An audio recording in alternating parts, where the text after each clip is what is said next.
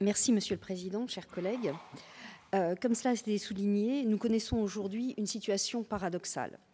Dans le contexte de crise que nous traversons et de rebond de notre économie par un plan de relance inédit, 41% de nos entreprises nous disent avoir des difficultés de recrutement. Dans le même temps, nous recensons 400 000 demandeurs d'emploi et 150 000 offres, dont la moitié en CDI, qui ne sont pas pourvues dans notre région, et tous nos départements sont concernés. Cela touche principalement des métiers en tension qui peinent encore à séduire, alors qu'ils offrent en réalité très souvent de vrais débouchés et des perspectives de carrière intéressantes. Je pense notamment aux métiers de l'hôtellerie-restauration, du BTP, du tourisme, de l'industrie, du secteur de l'aide à domicile ou encore celui des aides-soignants. Ce sont de beaux métiers, il faut davantage les valoriser et les faire connaître. J'entendais certains élus hier nous expliquer que la politique régionale n'était que discours et symboles de nouveaux élus. Je leur répondrai que les mots, les symboles sont parfois utiles. Et parler de retour au travail est un symbole.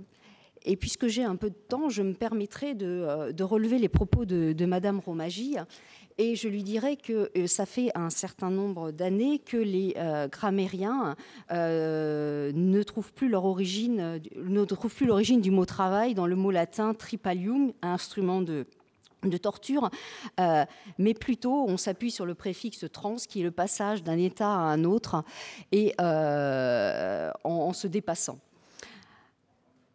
Donc pour en revenir à mon propos premier, la politique régionale est résolument volontariste, audacieuse, et elle s'inscrit dans l'action et l'efficacité pour répondre aux besoins de nos territoires. Et la situation actuelle nécessite effectivement une action forte et rapide de notre collectivité pour encourager le travail, continuer à faire d'Auvergne-Rhône-Alpes un poumon économique et une terre de croissance attractive en Europe. C'est l'ambition de ce plan de retour au travail doté de 100 millions d'euros. Son objectif est clair, accompagner les entreprises dans leurs projets de recrutement et faciliter les embauches dans les secteurs en tension. Pour cela, nous nous appuyons sur 3 piliers qui sont des actions concrètes. Tout d'abord, l'identification et le référencement en urgence des offres d'emploi immédiatement disponibles. En effet, de nombreuses entreprises ne précisent pas à Pôle emploi leurs offres.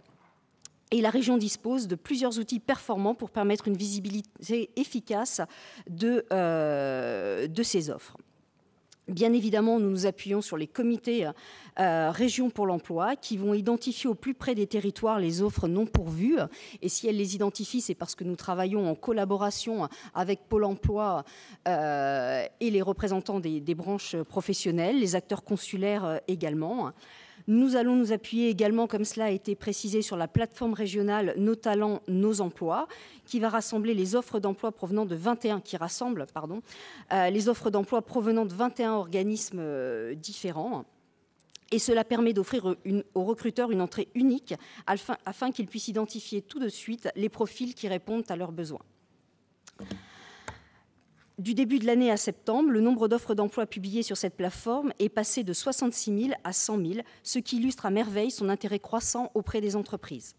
Avant la fin de l'année, l'objectif cible est ambitieux, atteindre les 175 000 offres.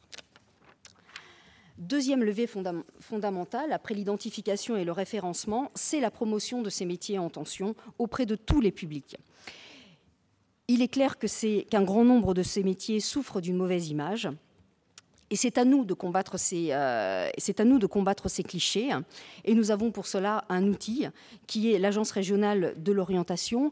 Et je tenais à saluer le travail qui avait été effectué par Stéphanie Pernaut-Baudon, qui a posé les fondations de cette agence et que je reprends avec beaucoup de fierté.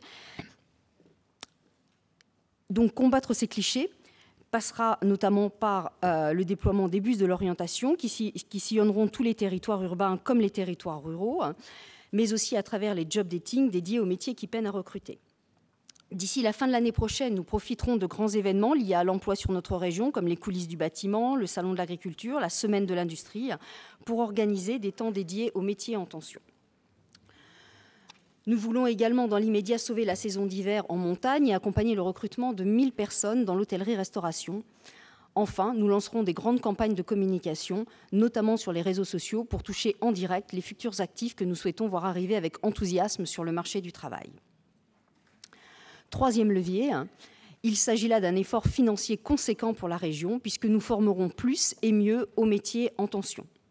Nous nous fixons un principe, celui de ne refuser en formation aucun demandeur d'emploi qui souhaiterait suivre un cursus vers un métier en tension, le but étant d'arriver à former 10 000 demandeurs d'emploi d'ici à 1 an, en nous appuyant notamment sur les CARED, qui est un dispositif qui fonctionne très bien et qui a un grand succès auprès des entreprises et des demandeurs d'emploi.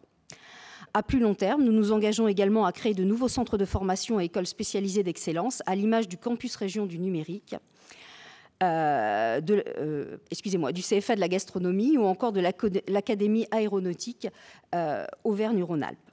Nous souhaitons les bâtir dans le domaine du BTP, de l'industrie ou de la santé.